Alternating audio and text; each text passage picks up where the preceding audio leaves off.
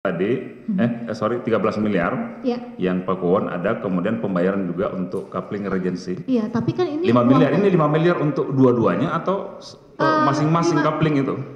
2,5 miliar, 2,5 miliar. Jadi totalnya 5 miliar rupiah. Jadi totalnya 5 miliar rupiah ya? Betul. Oke.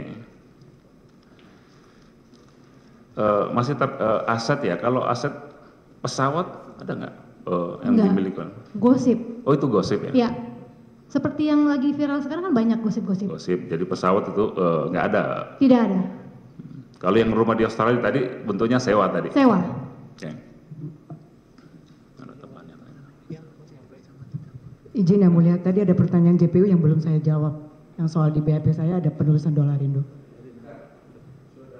Lagi ngapain? Mau jawab Ya, lagi? sebentar nanti kalau. Ya? Ini mau JPU-nya dilanjutkan udah diem, dulu. nggak Yang nanya kok saudara mau JPU tentang Bu Elena. Oh iya, barusan. saya Bu Helena dulu. Katanya ada yang belum dijawab. Yang belum saya tanyakan apa tadi? Tadi ada dibacakan bahwa saya sudah menjawab yang ada perkataan $Indo. Ya, Di situ jadi transaksi. pertanyaan tadi kan saudara sudah jawab ya? Bagaimana saya tahu? Iya. Jadi saya tahu itu setelah saya ditahan bersama dengan Pak Robert Indarto, Bapak Robert langsung mengatakan kepada saya bahwasanya saya bertransaksi itu bukan hanya dengan Quantum, juga dengan $Indo, Makarindo, Inti Palutama, dan Foresindo. Kenapa cuma kamu yang ditahan? Jadi saya tahu itu dari dia, begitu. Oke, tadi udah jawaban saya seperti itu ya? Iya, Jawaban jadi kenapa saya jawab saksi itu? juga Karena- seperti itu ya? Iya. Itu udah terjawab ya? Ini ada satu pertanyaan lagi untuk Bu siapa? Bu Sandra Dewi, ya, terkait pernah naik pesawat jet nggak? Jet apa? Pernah. Bersama terdakwa Pak Arfi? Betul. Dari mana ke mana? Dari Oke. Jakarta ke Hong Kong. Tahun berapa pada saat itu? 2019 Desember. Desember 2019. Iya. Pembayarannya? Pak Arfi Arfi.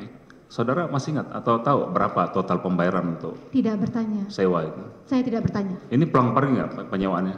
Iya, betul. Oke, 2019 ya? 2019.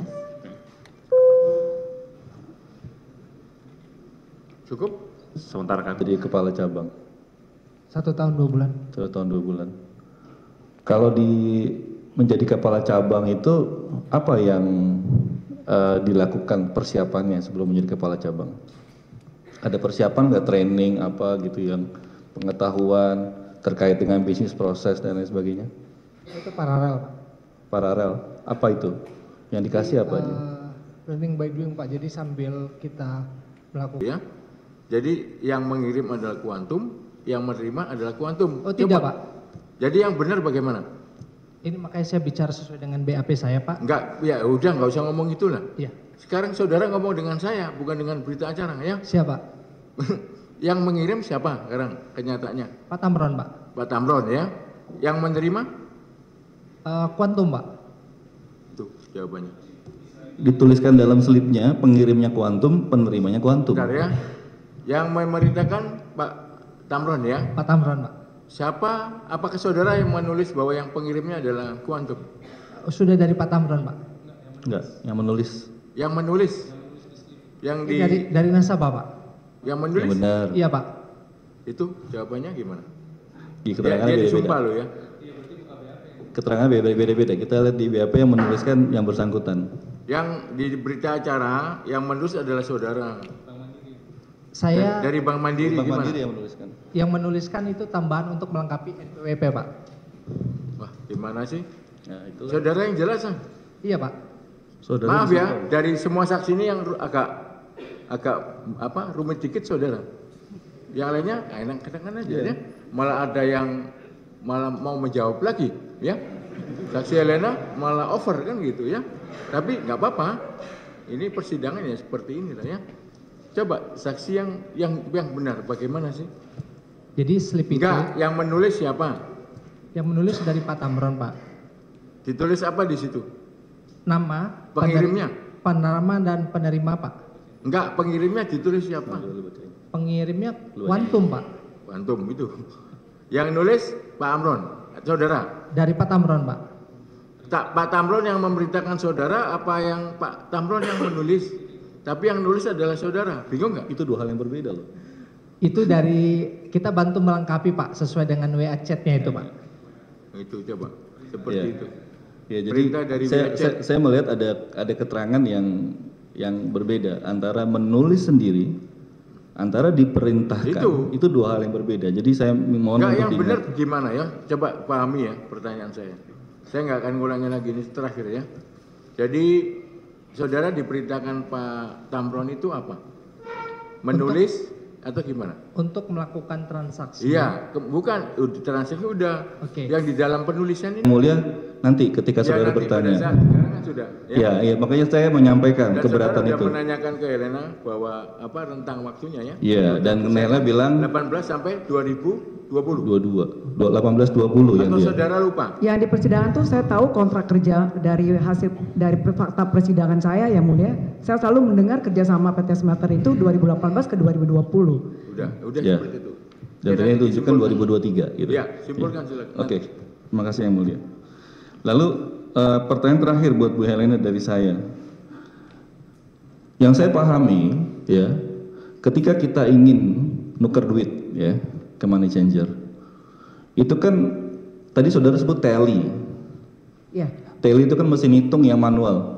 dengan tele. 2016. 8 November 2016. Iya. Dan dalam perjalanan 2016 sampai sekarang Ibu dikaruniai 2 anak, Ibu. Betul. Laki-laki dua-duanya, Iya. umur 6 dan 5 tahun ya.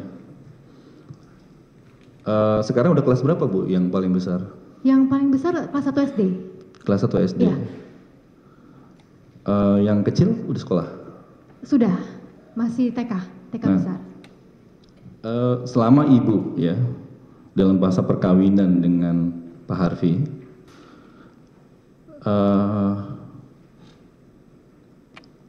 apa yang kemudian Ibu lihat dari segi personality-nya Pak Harvey yang paling deket tuh apa?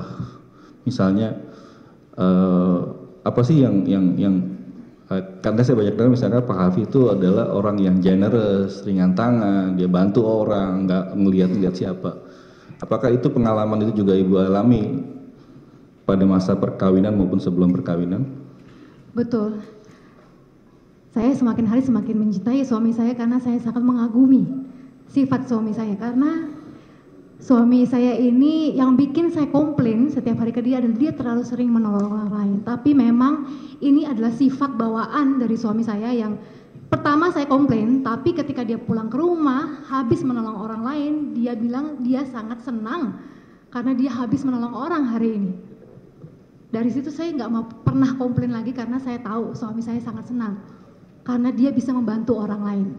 Seperti ketika saya melahirkan anak kedua saya, anak saya lahir tidak menangis dan dinyatakan bisa 70% cacat, sehingga anak saya masuk ke ruang NICU, tapi seminggu kemudian anak saya dinyatakan bisa pulih dan dalam keadaan baik-baik saja. Di sebelah kami ada seorang bayi kecil yang bernama Joel, beratnya hanya 900 gram.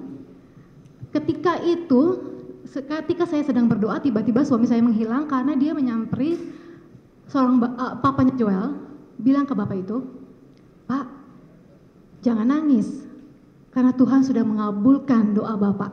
Saya bingung, ada apa? Ternyata bayi itu dari Papua, orang Ambon yang tinggal di Papua. Dia di rumah sakit itu tidak punya biaya sama sekali, sehingga inkubatornya harus dicopot. Sehingga kalau inkubator dicopot, bayi itu akan meninggal.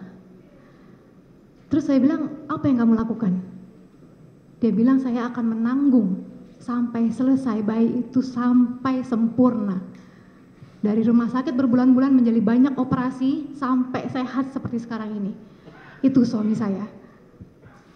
Terus saya bilang ke semua suami saya, boleh nggak? Jangan semua orang ditolong, pilih-pilih. Saya juga suka menolong. Tapi kadang-kadang ada orang juga yang kadang-kadang nggak usah ditolong. Nggak bisa. Dia memang puas sekali dan senang sekali menolong orang. Dan suami saya adalah orang yang tidak pernah mau merugikan orang lain.